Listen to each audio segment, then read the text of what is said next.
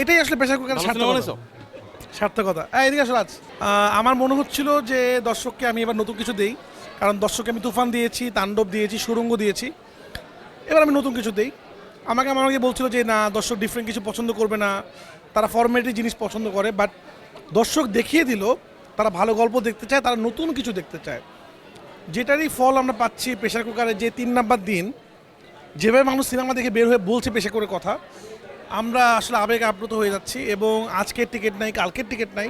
এখন পিরিয়ড হোক রেগুলার বা হেভি, প্রয়োজন মতো কনফিডেন্স আছে রেডি। Play with confidence.